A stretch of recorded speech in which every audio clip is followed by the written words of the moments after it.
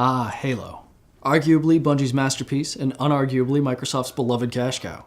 It's a story of space marines and gruesome aliens, a war being fought across countless light years in which the mystery of a long-vanished civilization plays a crucial part. It's military science fiction at its finest. You will never find a video game franchise with more devoted fans, or more devoted detractors. Can we possibly make any more noise? I guess so.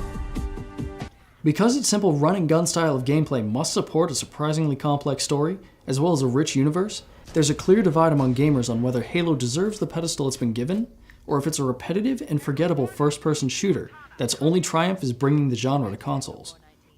Despite that debate, or perhaps because of it, we must consider for ourselves whether or not Halo meets the standards of literature. I'm your host, James Tabor, and today I'll try to navigate a thorny issue without getting my Xbox Live account rage banned.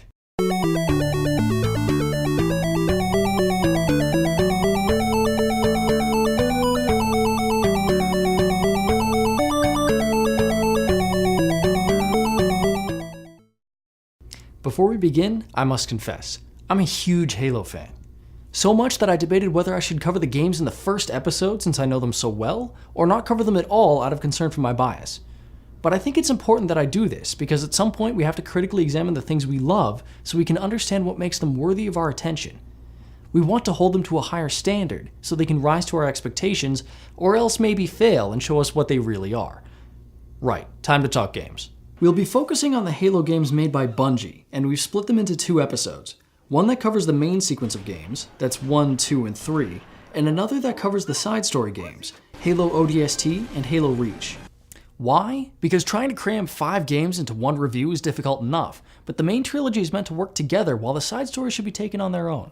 Absent from this list, you might have noticed, if you follow the series yourself, are 2 entries. We're not covering Ensemble Studios' Halo Wars, because as lovely a game as it is, it suffers from the typical real-time strategy problem of having a blatant division between narrative and gameplay. After all, you begin every level from scratch, even if it's taking place in the same area where you last built your amazing fortress. It does, however, have lovely cutscenes. The other game we're snubbing for the sake of time is the most recent addition to canon, Halo 4. For the most part, this is because it's the start of a brand new era in the universe, created by a company other than Bungie, and is thus deserving of its own episode in a later season. But really, it's because I think the title is stupid and unimaginative. Wrong, too, since it's technically Halo 7. They should have just named it Reclaimer, which is more thematically appropriate and separates it nicely from what came before. Whatever, moving on. So why are we doing this as a series? Let's start discussing the games themselves. The first Halo game was groundbreaking, and not just because it introduced the first-person shooter genre to a market that didn't like it. What it brought instead was story. Bungie, the company responsible for the game's development, had proved before it could weave an intricate story into gameplay, but unlike marathon screens of text, Halo's story was acted in-engine and happened even as you played the game. Ambient dialogue and some truly diabolical AI helped give you a greater sense of depth and purpose, managing to develop all 3 aspects of narrative at once. It guided the story, fleshed out the characters, and gave real depth to the setting. Now, almost all of the games I've focused on so far have made use of these methods, but Halo bears special mention for 2 reasons. One, with the exception of Banjo-Kazooie, it predates them all. While it certainly wasn't the only game to champion this sort of narrative style, it was definitely one of the most successful. 2, nobody expected Halo would be like this. FPS games were never really known for their story, and if they were, it was as a side note. It was something to be dug out of the depths, in fact, rather than driving the gameplay itself. Granted, Halo still used cutscenes in which you couldn't interact with or change the story at all. Game engines also hadn't hit the point where you could have meaningful things happen in gameplay either, like in Half-Life 2 with its freewheeling style of play. But then there's level keys, in which the consumption of your ship's captain by an alien parasite is handled almost entirely through tense, atmospheric dialogue as you play through the level. Few gamers made it through that without getting goosebumps. So the game has a solid story arc, opening with the inciting incident of discovering the titular Halo installation. There's foreshadowing, as you find out it's supposed to be some kind of superweapon. Then the midpoint context shift happens when you discover the all-consuming flood. Finally, you get the reveal that the ring was designed to wipe out all sentient life in the galaxy in order to prevent the flood from spreading. Halo doesn't kill Flood, it kills their food.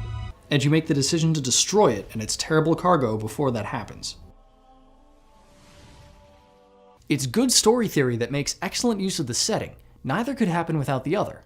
Where it falls flat, however, is in character. Yes, the characters are well represented and believable, if a bit stereotypical, but none of them arc. The Master Chief is still the same badass that he was at the beginning as when he settles into the fighter at the end. Cortana doesn't really change either, and the most change Captain Keyes can manage is into a corpse.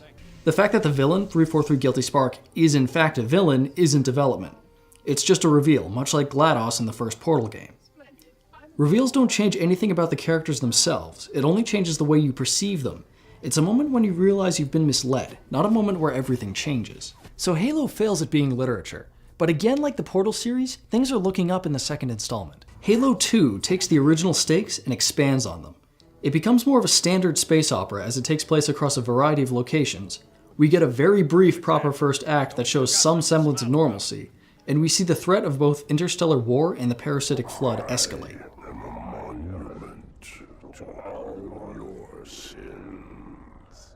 This is all good and satisfying, adding more characters to more settings with a much larger story, but the Master Chief and his supporting cast still don't arc.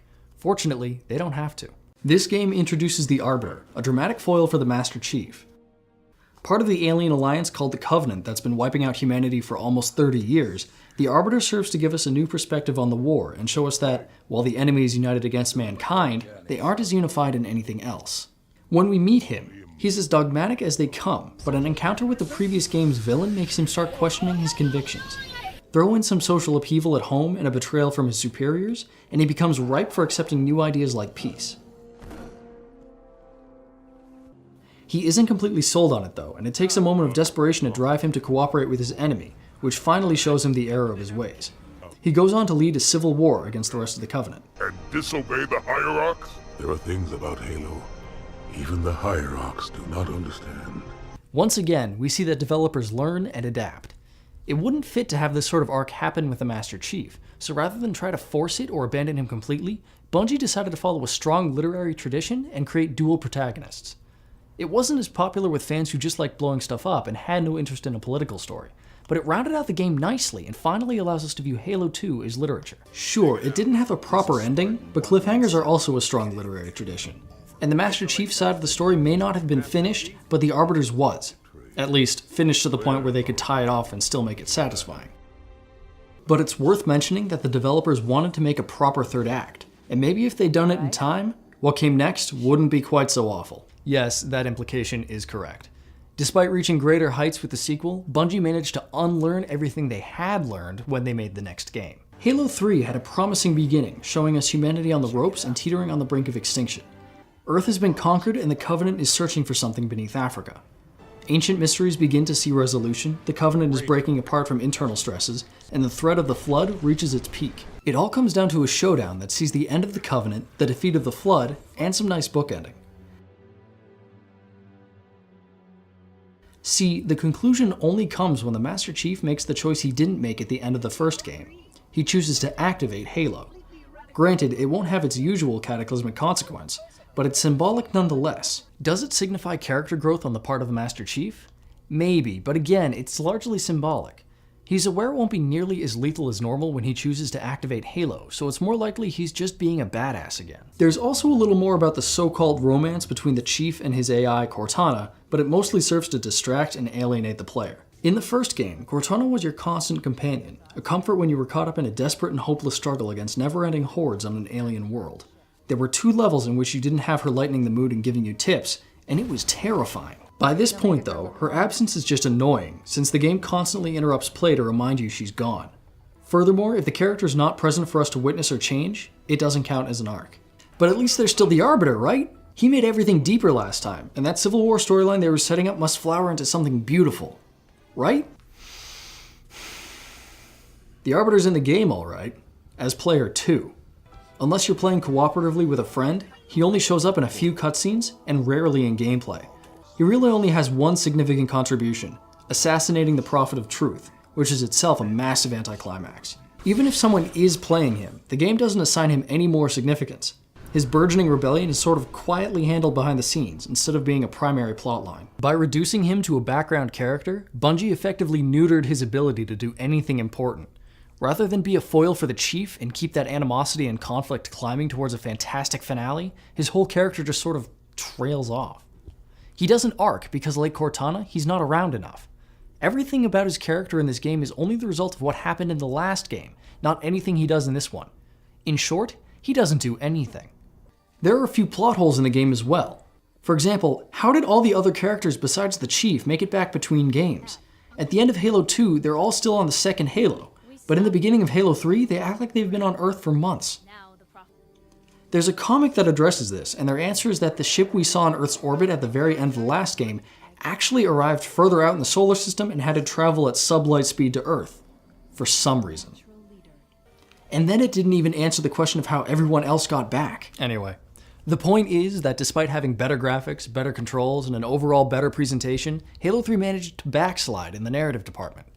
It's not literature. Honestly, to me, it's even less literature than the first game. That also wasn't literature. As a concluding note, this is why nostalgia is a dangerous thing as the series gains a life of its own and begins to move forward. It will change and evolve beyond your own internalization of the story. It's important to understand why you love a story, and this rings especially true for video games, while their ability for storytelling is still maturing. We have to be careful and selective about what we want our games to emphasize, and while games that are only about shooting things will always have a place, some games deserve to grow. Whether you think Halo is one of them is up to you. Next week, we'll see how a developer can learn from unlearning a thing they learned, and then unlearn it all over again, only to hopefully relearn it later. I don't know. Until then, game hard and game safe.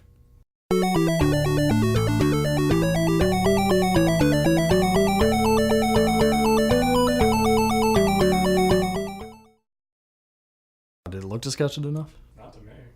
Just do it a couple times.